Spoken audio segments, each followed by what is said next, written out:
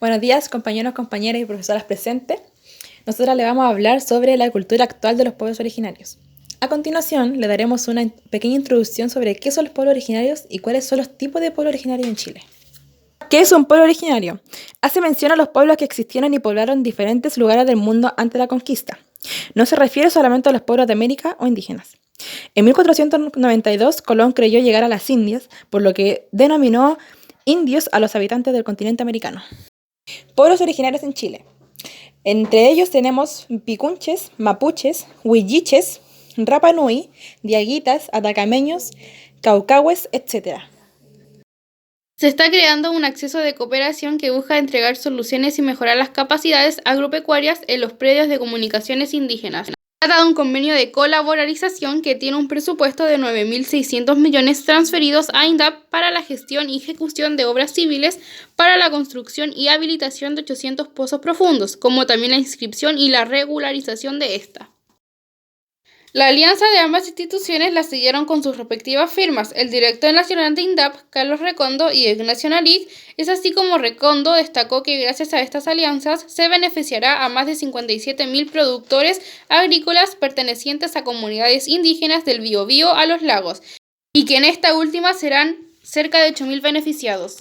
Estamos proponiendo hacer pozos que en su mayoría serán profundos para acceder a aguas subterráneas. Los derechos de aprovechamiento de agua serán generados e inscritos a nombre de las comunidades respectivas. Esperan que sean más de 1.000 pozos. Ventajas y desventajas de ser parte de los pueblos originarios. Ventajas. Las libertades que tienen los indígenas son notorias desde su vestimenta hasta su forma de vestir. Conocen ampliamente el territorio donde se encuentran.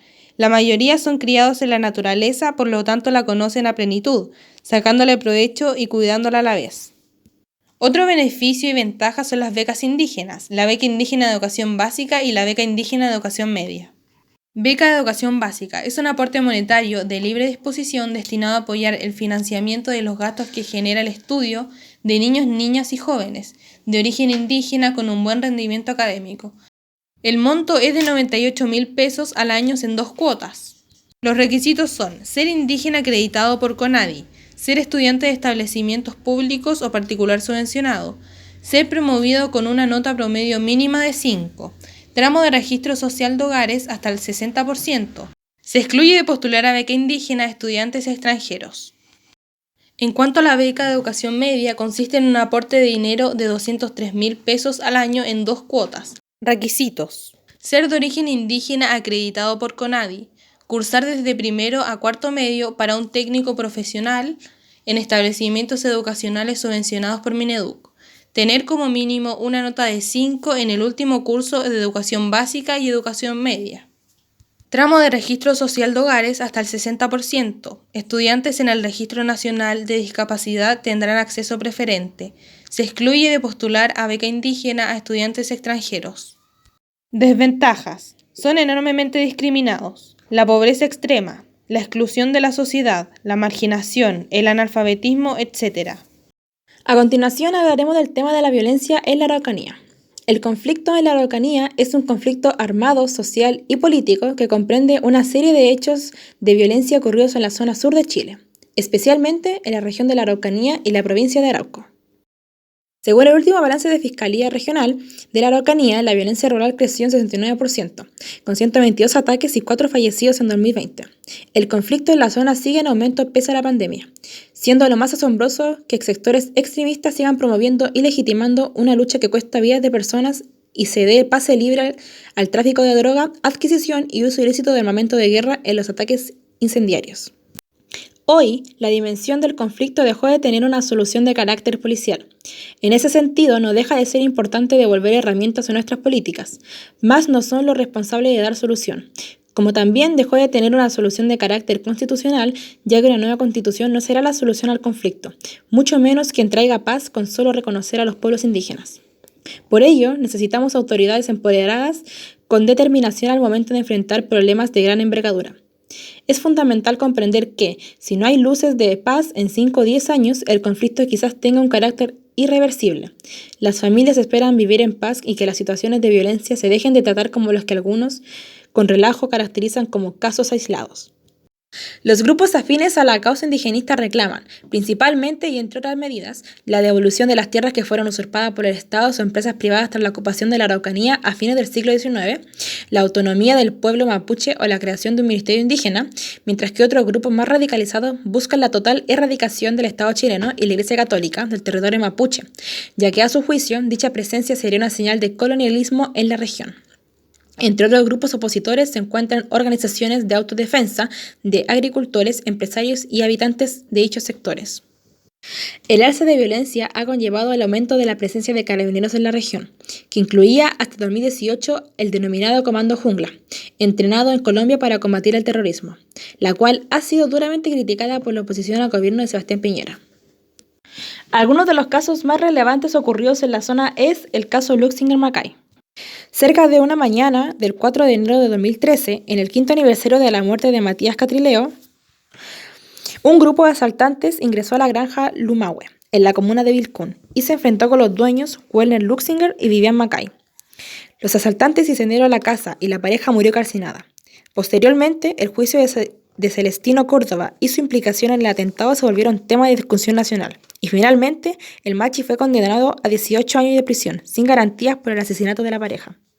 Narcotráfico y posesión ilegal de armas. En junio de 2020, el ex miembro de la CAM, Emilio Berkov, fue detenido y puesto en prisión preventiva tras un operativo antidrogas hecho por la Policía de Investigaciones, la cual decomisó 900 kilos de pasta base de cocaína avaluados en 3 millones de pesos chilenos y desbarató a una importante red de narcotráfico que operaba en distintas regiones del país. Tras operativos policiales se han encontrado plantaciones de marihuana y posesión de armas por parte de indigenistas. En enero de 2021, la PDI encontró 1.277 patas de marihuana, 40 kilos de marihuana procesadas, en 12 millones de pesos APP, 7 armas de fuego y 148 municiones de distinto calibre. Política. En el ámbito político, los grupos indigenistas han sido apoyados tradicionalmente por la izquierda chilena, que ha denunciado la falta de atención del Estado en la región y lo acusa de gestionar una represión policial permanente, citando hechos como el asesinato de Camilo Catrillanca. Por otro lado, la derecha chilena ha anunciado a los grupos indigenistas acusándolos de terroristas, remarcando hechos como el asesinato del matrimonio Luxinger-Macay y el asesinato del carabinero Eugenio Naín. El 31 de octubre de 2020, jornada siguiente a este hecho, el parlamentario Felipe Kast y otros diputados representantes de la Araucanía del partido político Evópoli anunciaron que congelarían las relaciones con el gobierno y exigirían la creación de un ministerio encargado para resolver este conflicto. La semana siguiente, el ministro del Interior Rodrigo Delgado confirmó esta posibilidad y fue rechazada por diversos grupos políticos. Actualidad. El 8 de febrero, en la comuna de Victoria, incendiaron el camión donde Juan Barrios se encontraba reposando. Esto le provocó quemaduras graves en el 25% de su cuerpo al hombre de 50 años, quien falleció producto de estos días más tarde. Durante el paro nacional de camioneros comenzando en agosto del mismo año, el camionero Juan Barrios fue considerado como mártir por esto, y se apodó una ley en su nombre. En julio del mismo año, y en el contexto del procesamiento de imputados del caso Luxinger-Macay, varios grupos de comuneros tomaron municipalidad de la región, en apoyo a Celestino Córdoba, acusado de haber perpetrado el crimen. A comienzos de agosto, algunos habitantes de las respectivas comunas afectadas exigieron el desalojo de los ocupantes, lo que se transformó en una tensa jornada en la que el municipio de Curacautín y Victoria fueron desalojados por carabineros, y al mismo tiempo las municipalidades de Ercilla y Taihuen fueron incendiadas por los ocupantes. Feriado 24 de junio. 24 de junio es la jornada considerada por los pueblos indígenas para su celebración del Año Nuevo, ocasión que da pie a rituales y conmemoraciones que dan cuenta del cierre de un ciclo y comienzo del otro. Desde 1998 que el 24 de junio se reconoce como el Día Nacional de los Pueblos Indígenas, la Iglesia Católica no considera como fiesta de precepto, se eliminará como feriado legal mediante la ley número 18.432 que lo establece. La propuesta declaró feriado el 24 de junio, fue aprobada con 7 votos a favor y quedó en condiciones de pasar a sala para su revisión en segundo trámite constitucional.